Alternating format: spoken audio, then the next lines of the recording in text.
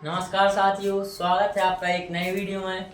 आज हम पढ़ेंगे केमिस्ट्री में एक डेरिवेशन करेंगे।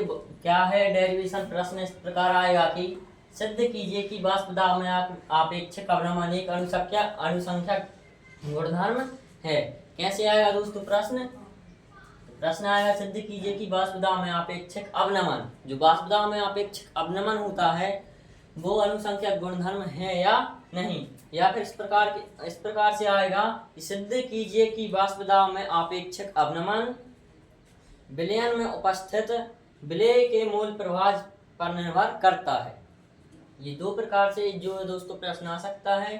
तो हमें डेरिवेशन शुरू करने से पहले पढ़ना पड़ेगा रावल्ट का नियम, क्योंकि हम उसी के थ्रू करेंगे इस डेरिवेशन को पूर्ण।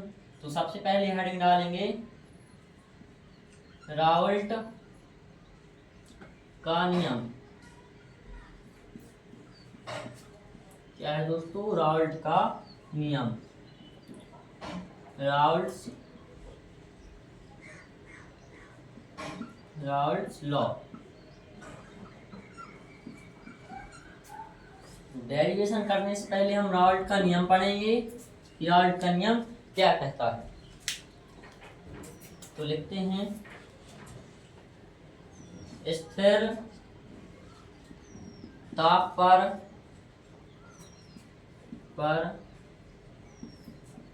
किसी आवाष्पशील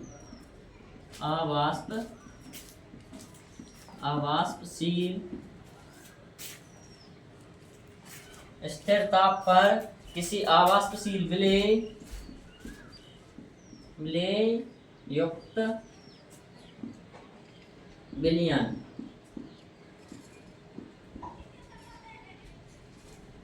विलयन का वाष्प दाब क्या है दोस्तों? स्थिर ताप पर किसी आवाष्पशील विलेय युक्त विलयन का वाष्प दाब, यानी कि जो विलेय पदार्थ होगा दोस्तों वो आवाष्पशील होगा, यानी कि वो वाष्पित नहीं होगा, वाष्प रूप में नहीं जाएगा। स्थिर ताप पर किसी आवाष्पशील विलेय युक्त विलयन का वाष्प दाब जो होता है दोस्तों उसमें उपस्थित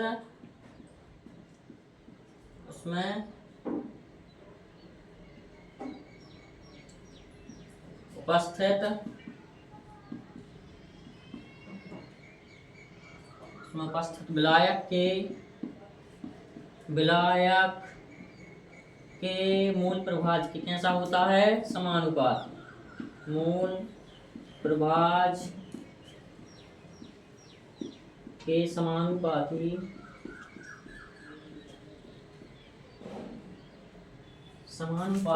होता है।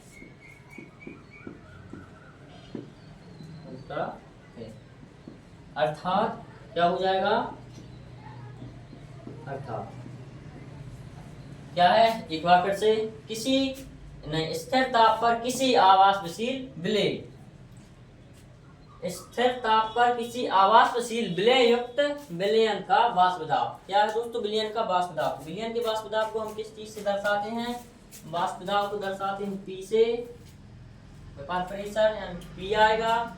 और विलयन है, विलयन को कैसे दर्शाते हैं दोस्तों? विलयन यानी कि सॉल्यूशन, विलयन को दर्शाते हैं S से। समानुपाती किसके हो जाएगा? उपस्थित विलायक के मूल प्रभाज। विलायक के मूल प्रभाज को किससे दर्शाते हैं दोस्तों? तो विलायक के मूल प्रभाज को दर्शाते हैं XA से। PS समानुपाती X से। ये हो जाएगा रावल्ट का नियम। एक बार फिर से रिपीट करेंगे। स्थिर ताप पर किसी आवाष्पशील विलेय युक्त विलयन का वाष्प दाब उसमें उपस्थित विलायक के मूल प्रभाज के समानुपाती होता है। तो ये क्या हो गया दोस्तों? रावल्ट का नियम। अब हम चलते हैं डेरिवेशन। क्या करेंगे अब हम दोस्तों? डेरिवेशन।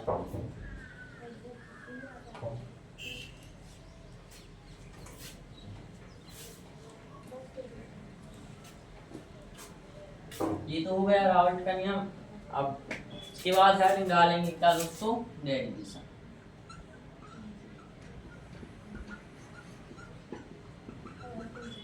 यानी कि व्यंजक।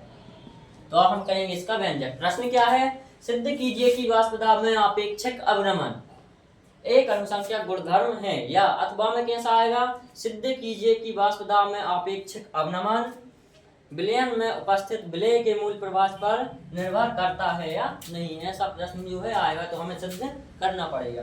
तो अब हम डायरेक्ट लिखेंगे कुछ, माना कि थ्योरी लिखेंगे, माना कि विलयन का वाष्प दाब क्या है दोस्तों, विलयन का वाष्प दाब पीएस है। क्या है दोस्तों, विलयन का वाष्प दाब क्या है, पीएस, एवं विलायक का मूल प्रभाज क्या है, एक्स ए हो ताऊ। क्या लिखेंगे, रावल्ट के नियम से, रावल्ट के नियम से। तब रावल्ट का नियम क्या हो जाएगा दोस्तों, पीएस समानुपाती एक्स ए। अब हम क्या करेंगे दोस्तों, इसका जो समानुपाती चिन्ह हटाएंगे, तो क्या आ जाएगा,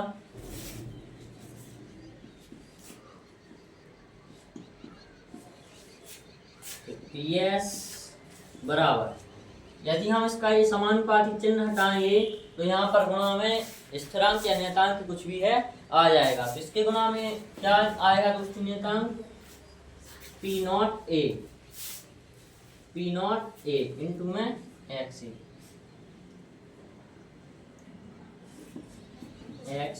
ए, ये जो है आ जाएगा।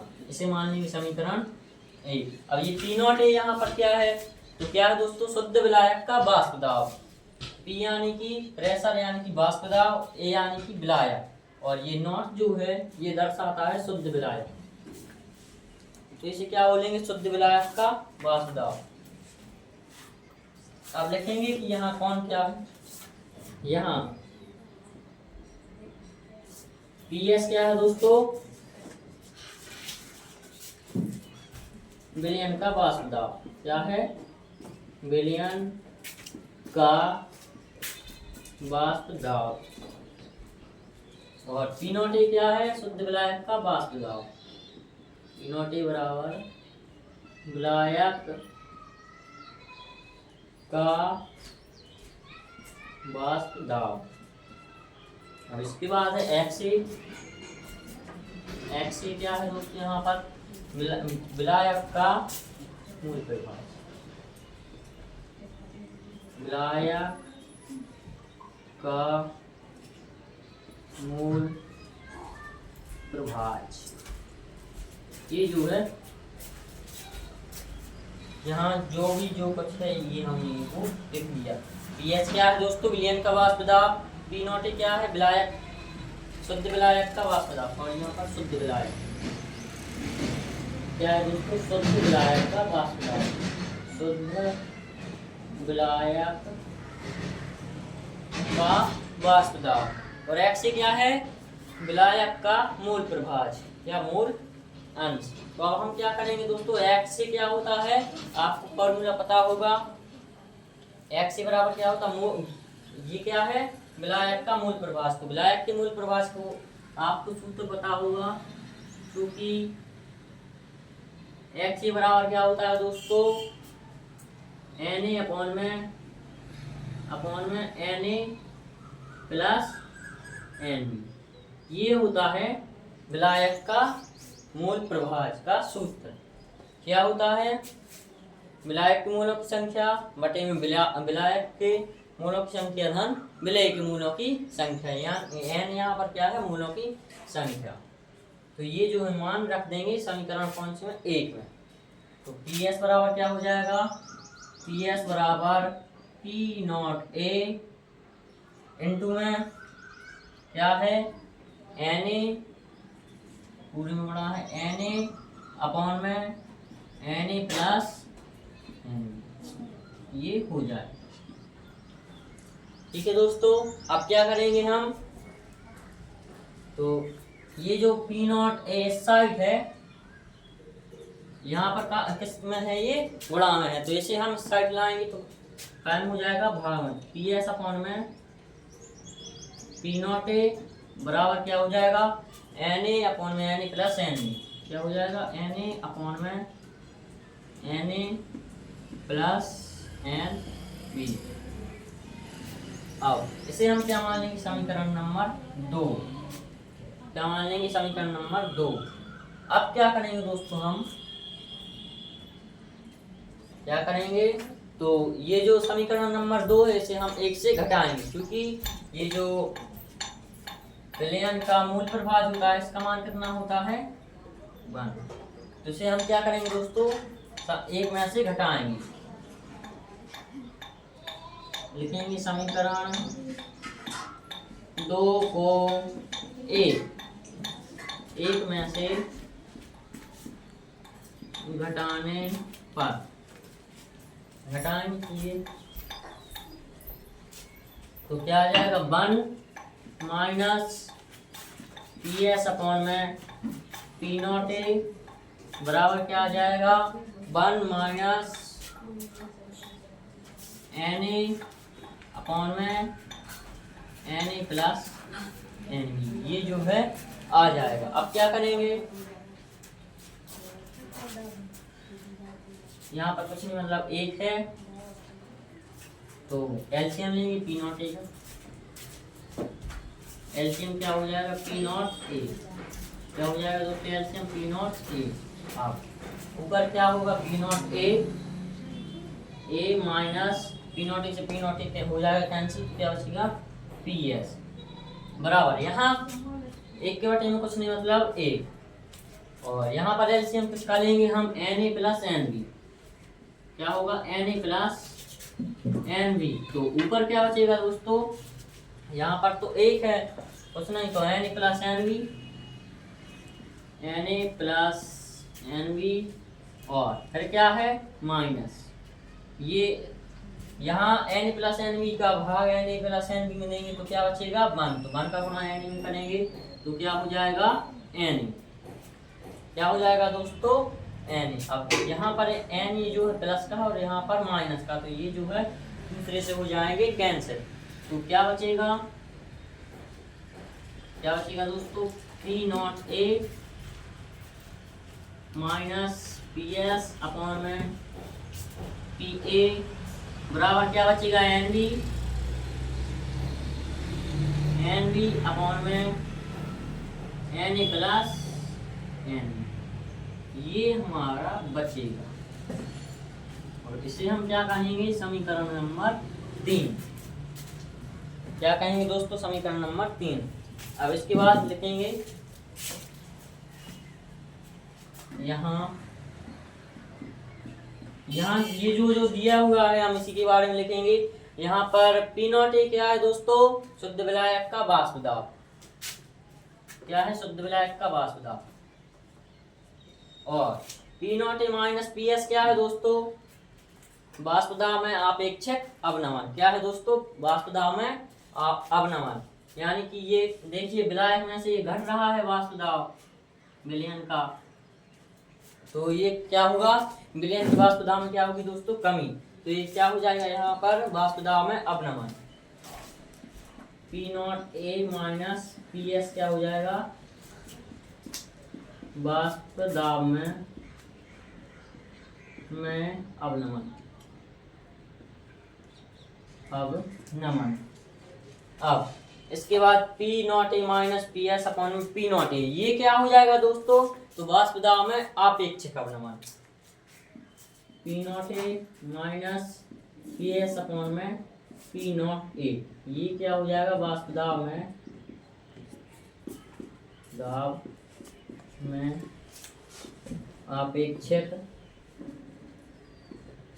अपेक्षिक अवनमन।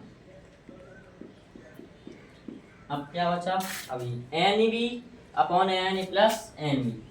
क्या बचा, एन बी अपॉन में n A plus n B. तो ये क्या है दोस्तों, ये क्या है, विलेय का मूल प्रभाज। क्या है, विलेय का मूल प्रभाज। और यही हमें क्या करना था दोस्तों, सिद्ध करना था। क्या सिद्ध करना था? सिद्ध कीजिए कि वाष्प दाब में आपेक्षिक अवनमन एक अनुसंख्यक गुणधर्म है, या सिद्ध कीजिए कि वाष्प दाब में आपेक्षिक अवनमन विलयन में उपस्थित विलेय के मूल प्रभाज पर निर्भर करता है। तो जी बिल्कुल करता है, मूल प्रभाज पर निर्भर।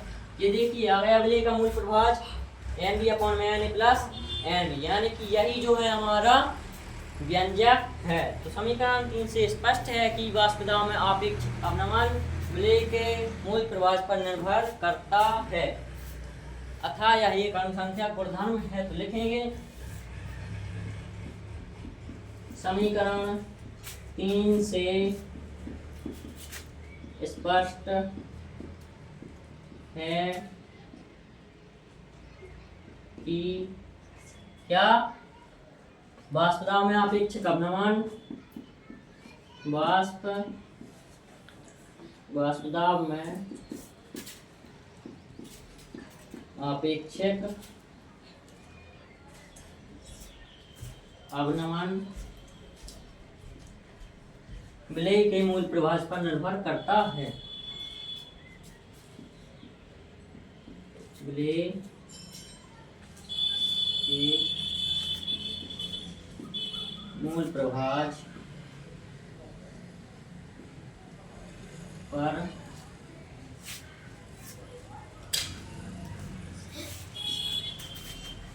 निर्भर करता है, अतः यह एक अनुसंख्यक गुणधर्म है।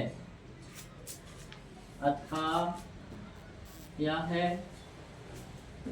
एक अनुसंख्यक गुणधर्म है।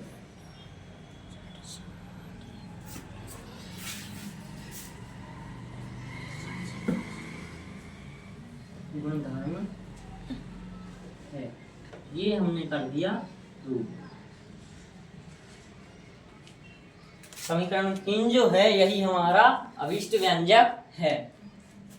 सबसे पहले क्या किया दोस्तों, राल्ट का नियम लिखा, फिर उसके बाद डेरिवेशन हेडिंग डालेंगे, लिखेंगे थ्योरी माना कि विलयन का वाष्प दाब PS एवं विलायक का मूल प्रभाज क्या हो, X हो, तब राल्ट के नियम से, राल्ट का नियम क्या है, PS समानुपाती X से, यानी कि विलयन का वाष्प दाब समानुपाती विलायक, विलयन का वाष्प दाब समानुपाती क्या है, ये विलायक का मूल प्रभाज। फिर क्या करेंगे, समानुपाती चिन्ह हटाएंगे तो यहाँ पर स्थिरांक या नियतांक क्या आएगा, P0A। अब ये x की जगह अपन क्या लिख सकते हैं, तो x बराबर Na/Na प्लस NB जो है हम लिख सकते हैं। समीकरण 2 में रखेंगे P। तो अब क्या करेंगे, क्या है हमारा PS बराबर P0A इंटू में Na/Na प्लस NB। अब P0A को इस साइड लाएंगे, बराबर चिन्ह के इस साइड लाएंगे तो P0A आ जाएगा बराबर Na/Na प्लस NB। समीकरण 2 को क्या करेंगे दोस्तों, एक में से घटाएंगे, यानी कि 1 में से माइनस करेंगे तो क्या आ जाएगा हमारा P0A माइनस PS/P0A और Na plus NB minus Na/Na plus NB। तो Na प्लस माइनस से ये हो जाएगा कैंसिल, Na हो जाएगा कैंसिल, तो P0A माइनस PS/P0A बराबर NB/Na प्लस NB, यानी कि विलेय का मूल प्रभाज।